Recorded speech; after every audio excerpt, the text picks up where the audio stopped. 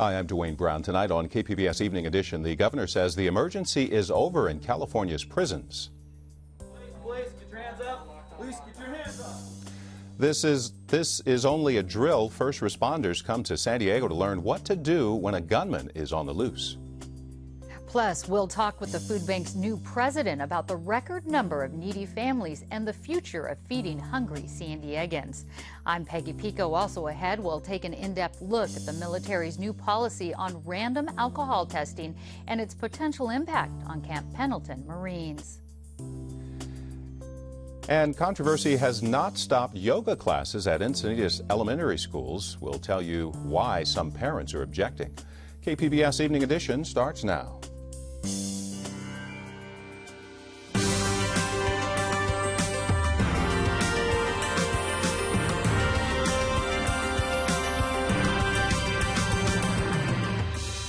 KPBS Evening Edition is made possible by Joan and Erwin Jacobs and by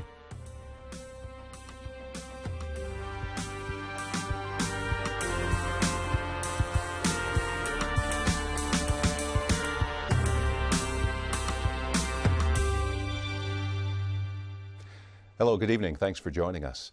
Governor Jerry Brown says California's prison emergency is over. Now he wants to take back control of the prison system, and he's challenging a federal court order to further reduce the prison population.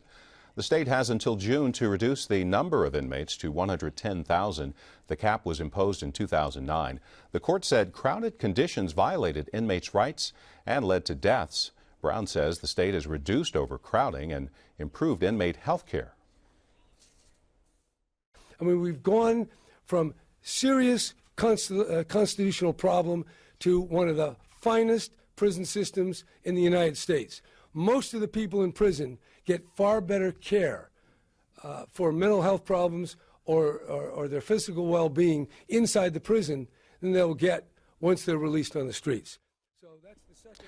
Brown says if the inmate cap remains in place, the state will have to ignore its own sentencing laws, granting shorter sentences to inmates convicted of violent or serious felonies. San Diego customers will get to weigh in next month on whether they should continue to pay for running the disabled San Onofre nuclear plant. Customers in San Diego, Riverside, and Orange counties pay about $64 million a month to run San Onofre. But the plant's been shut down for nearly a year, and ratepayer advocates say customers shouldn't be footing the bill. The State Public Utilities Commission has scheduled a hearing next month.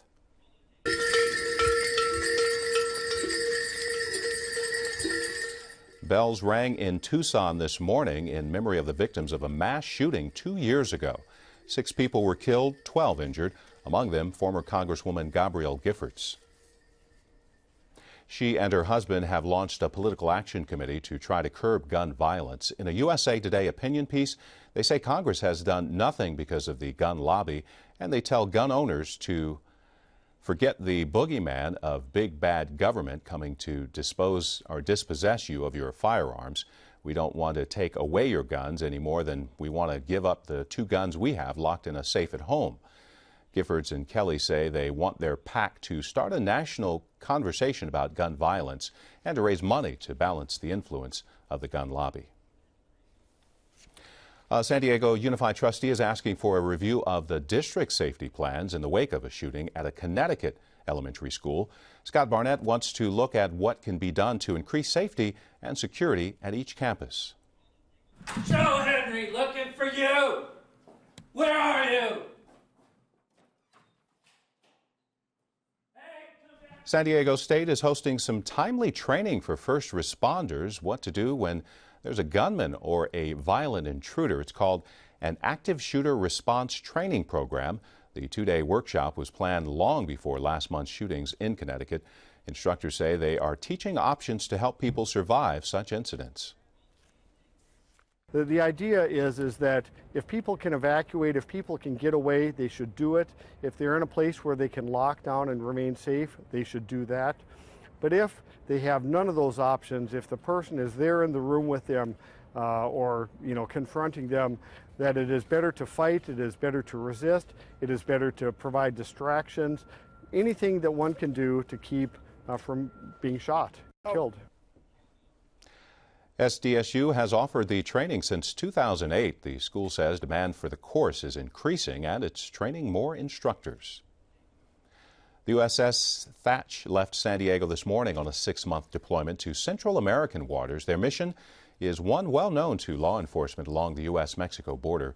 Jill Replogle from our Fronteras desk was at the send-off. The guided missile frigate left San Diego Bay with a crew of 220 sailors and Coast Guardsmen, and their main mission is to combat international drug trafficking off of Central American waters. Now, the U.S. military has long conducted anti-drug trafficking operations in that region, but its role has become increasingly important in terms of providing training and equipment for Central American governments who are fighting what's become a very violent drug war. Honduras and El Salvador in particular have had some of the highest murder rates in the world in recent years, and much of the violence is linked to drug gangs. The U.S. military is strictly limited in the law enforcement role it can play in foreign countries, but it conducts surveillance at sea in the hopes of forcing traffickers to change their routes. The U.S. military and its regional partners have intercepted around 25% of known drugs moving north from Central and South America in recent years. The Obama administration wants to eliminate 40% of cocaine traveling to the U.S. from this region by 2015. Jill Replogle, KPBS News. The Navy is offering family planning seminars for its personnel this month after finding sailors have an unplanned pregnancy rate of 74%, much higher than the national average. A Navy survey found most of the sailors who had unplanned pregnancies were not using birth control. Camp Pendleton Marines will now be randomly tested for alcohol use. Peggy Pico explains the military's new policy. Twice a year, Marines will undergo a random breathalyzer test. The new policy is a reaction to reports of increased drug and alcohol abuse in the military. Here with more on the issue is retired Marine John Veneziano, director of Camp Pendleton's Consolidated Substance Abuse Counseling Center, and Dr. Robert Antonelli, associate chief of staff for mental health at the VA Medical Center in San Diego. Thank you both for joining us. Dr. Antonelli, the Institute of Medicine's report found an increase in alcohol abuse in the military, but they also recognize the fact that drinking is part of the military culture. How big of part of that military culture would you say it is?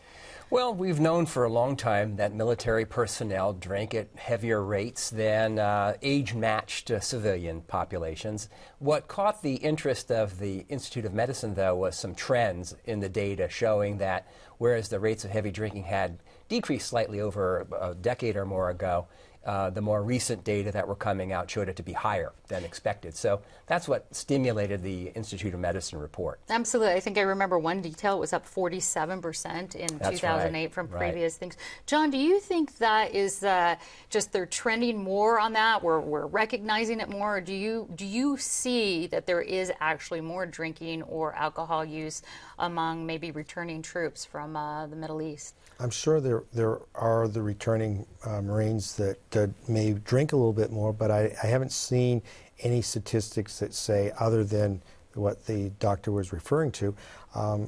From my center, we're busy, and there's a lot of interest in this at this time. So this is what this is about with the breathalyzers. It's to make. It's a deterrent. It's not to try to catch anybody. Tell us how the program's going to work. Who's going to be tested? When will they be tested? Well, they're going to be mandated to be tested twice a year, every Marine at least twice a year. This is going to be up to the individual commanding officers to decide that. And it's going to be random. They could do 10% a week. They could do 10% a month of that command. And it's not to go out and catch somebody. It's to just make them aware that there's a possibility that you could come to work and be breathalyzed. And that would hopefully deter some of the Marines from coming in intoxicated or with any alcohol in their system. It's while they're on duty. Yes, And we're talking about duty, like I said earlier today, we're 24/7, but probably the hours are like 7 to 1600, 1630. That when you come in 4:30 for those people who don't understand military time. Correct. All right. Let's talk about the blood alcohol level. So this breathalyzer actually measures at 0.01. The DUI level, of course, in California is 0.08. Correct. Why so minute? What's the goal with that? Well, again, it's a reasonable expectation that we would have our Marines come to work alcohol-free, substance-free. So any measurable amount, we want to catch it early. And if they do have a measurable amount, maybe they don't understand what could happen.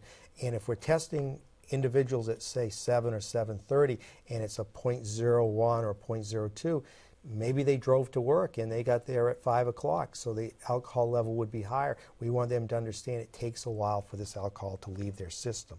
So we would educate them, maybe catch some individuals that have more of a problem than they realize, and treat them at that time. And send them to counseling. Dr. Antonelli, this brings me to you. What sort of treatment programs are out there right now, and do you think that they've kept pace when it comes to the military with the substance abuse rising? There are actually many effective treatments for substance use disorders available.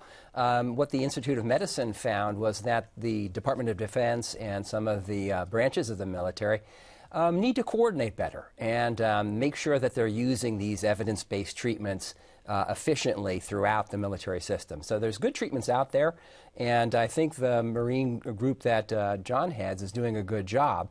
I think this whole idea is to better screen for problems and try to intervene, prevent problems from happening. I think that's really what the thrust of this program is.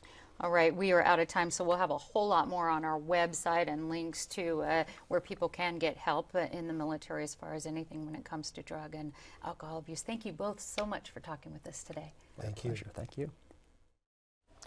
San Diego is hiring an outside law firm to handle lawsuits connected to a former police officer, Anthony Arevalos. He's in prison for demanding sexual favors from women during traffic stops. The city's already settled 10 of the civil lawsuits, but 2 remain. City officials say outside representation is needed to avoid conflicts of interest. It'll cost the city $250,000. Council also gave final approval to a long-term lease for the Civic Theater downtown. The agreement means the theater's nonprofit manager can start raising money for a renovation. Work will have to start within 10 years, and it's expected to cost $30 million. As expected, County Supervisor Greg Cox has been elected chairman of the board. It was a unanimous vote and marks his 3rd time as county board chairman.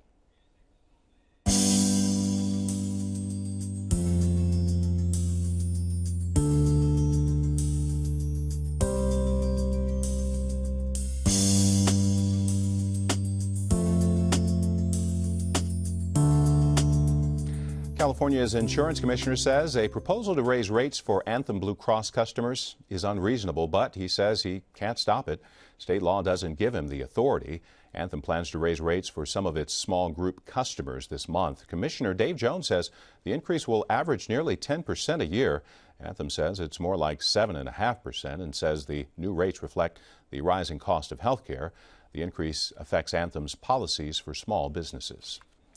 A new report says California will have fewer children within the next 2 decades. Researchers at USC say birth rates have been dropping since 2000, and by 2030, children will make up 21% of the state's population. If you recall, back in 1970, it was 33%. Researchers say lawmakers should concentrate on improved health care and educational opportunities for young people. A computer glitch caused headaches for thousands of people on food stamps. Their state-issued debit cards accidentally got canceled, so they couldn't use them. The trouble started Sunday and got fixed this morning. Nearly 40,000 people were affected. The San Diego Food Bank reports serving a record number of hungry families in the county. Peggy Pico talks with the food bank's new president about his plans for the future. The Jacobs and Cushman San Diego Food Bank provides food to an estimated 350,000 people each month. But the record number of hungry San Diegans isn't the only challenge facing the food bank's new president and CEO, James Fulrois. For a full disclosure, Erwin Jacobs is a major donor to the San Diego Food Bank and to KPBS. James, welcome, and thanks for being here today. Thank you so much. We just heard about the mistaken cancellation of several thousand food stamp cards for Southern Californians. What's happened right now? Has the problem been fixed? Well, what we heard is about 33,000 people throughout the state were affected, but it was something that was corrected overnight, and I think everything should be good today. Was there any impact on the food bank here? I don't believe so. So very limited. Tell us about the food bank here. Tell us how it operates, and basically, I know you have a lot of volunteers. What do you do over there? Well, we're a totally local agency, which is great, so every dollar raised here stays here. So there's a variety of different things that we do. We do food drives, where we obtain food from the community. They kind of pour their heart out and help us with our food distributions. We also purchase food, especially fresh produce. And then we also receive money from the USDA, federal government, and we distribute those foods as well. And also, you can also sign up for the Food Fresh program, right? The formerly the food stamp CalFresh program, which used to be food stamps. One of the things we saw is that a lot of people were coming out for our distributions, and these are people that were eligible for the program, but applying for the program is very cumbersome, and it's very bureaucratic, a little challenging, so people would have to take off a day of work to go and try to get the paperwork in, then take another day off of work to make sure that everything was finalized. So what we found is that during our distributions, there were a lot of people that were eligible. We could pre-screen them and get them into the program, so that benefits them because that makes them a little more stable and a little less dependent on these monthly distributions, and it also alleviates some of the pressure off of us because now they're in a stable environment. They're going to the store, they're getting their food that way, so that means there's more food for other people. You've been on the job just 5 days, yes. And just shortly after the fiscal cliff agreement by Congress, but you're still bracing for government cuts. How come? Well, we kind of passed one kind of milestone, but I think we're good on a number of the programs till September. We're not sure. There's another fiscal cliff coming in March, so there are a number of different programs that could be impacted. You know, we have an emergency assistance food program and a senior program. There were actually cuts that were suggested last year, but they didn't pass the full Congress, and that would have been about a 20% cut across the board for us on both our senior program and the emergency assistance program. And then the one that we're really worried about is the cut to CalFresh, the food stamp program, and you're hearing numbers anywhere between $4.5 billion to like $16 billion. What are you doing to prepare for that? Well, you know, we're trying to legislate. We're trying to get a hold of our representatives and really convince them that this is a horrific mistake. This will create a dire situation for so many people. A lot of people don't fully appreciate how widespread hunger is, how the fates of hunger has really changed, and really pressure them not to let this legislation pass. Let's talk about that here in San Diego. We've got, by many accounts, San Diego's economy is doing great. We've got the lowest unemployment rate since 2009. So why this increase? Why so many needy families at an all-time high Well, here? I don't know that we believe all the unemployment figures because you have a lot of people who are underemployed, so they may be working a number of jobs just to try to keep a roof over their families' heads. There's a lot of people who aren't seeking employment right now, so we see the unemployment rate still about 10%. Some will say as high as 18% if you factor in people that are underemployed. We see middle-class families, ones that actually people who used to donate to the food bank are now the recipient of our services. So the demand is greater than ever. What can people do if they want to help? Can they drop off food? Should they do food drives? What's the best way to help? They can do it all. Food drives are awesome, and people can go on our website and they can learn how to do a food drive. Monetary donations, $1 can leverage 3 meals. I mean, I don't know how you can make a contribution that goes so far because we do buy a lot of fresh produce. A lot of people think that a lot of our distributions are just rice and beans, but actually over half of our distributions are fresh produce, and we buy those in bulk. So, you know, contributions are important as well.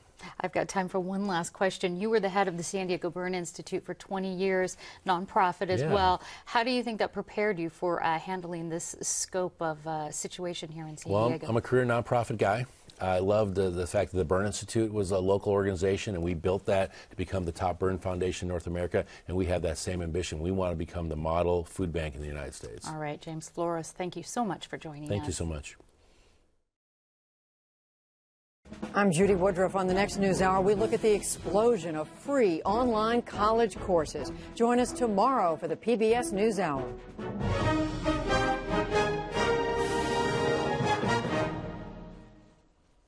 California educators are getting ready to say goodbye to filling in the bubbles. The state's planning to move away from multiple choice standardized tests using those fill-in-the-bubble forms, State Superintendent Tom Torlakson says the new tests will emphasize critical thinking and problem-solving skills, and they'll largely be given by computer.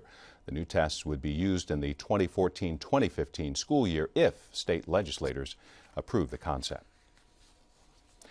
Encinitas has been called the yoga mecca of America. But when yoga started in five of the city's schools, some parents actually believe the classes were promoting Hinduism. KPBS education reporter Kyla Calvert tells us heated school board meetings crowded with yoga supporters and detractors haven't derailed plans to expand the classes to all 9 Encinitas schools. It's the first period of the day at Olivenhain Pioneer Elementary School, and Kristen McCloskey is leading about 24 third graders through some familiar yoga poses.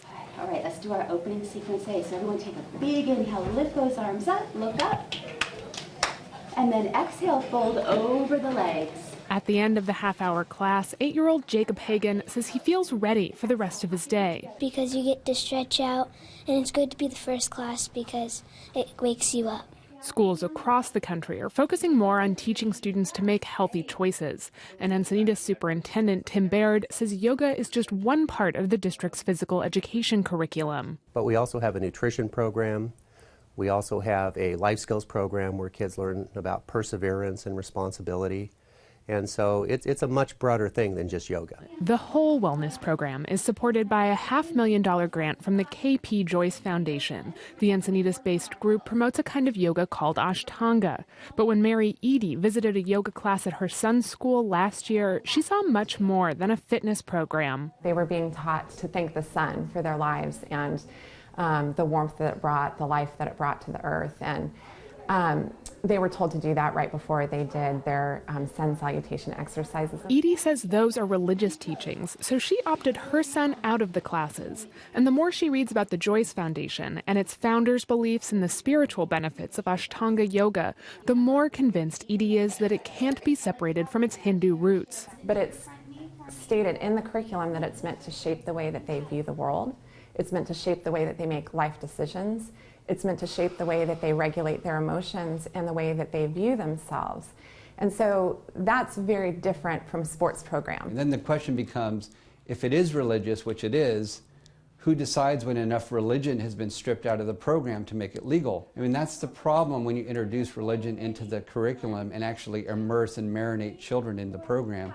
Broyles is working with Edie and other Encinitas parents who want the classes made completely voluntary and moved to before or after the school day. They say school officials haven't responded to their specific concerns.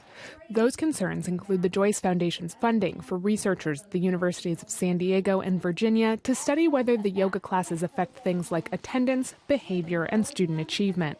Broyles says the research points to a broader purpose. The stated goal of both the Joyce Foundation and the district itself is to prove scientifically that Ashtanga yoga works for kids here in the district and then export it nationally. But studying the program is just the responsible thing to do, according to Superintendent Baird. As a school district, we're always looking to see, is this effective? Are we making a difference? Where are we making a difference? If it is an effective program, Baird and KP Joyce Foundation Director Eugene Ruffin say it could be a model for other districts.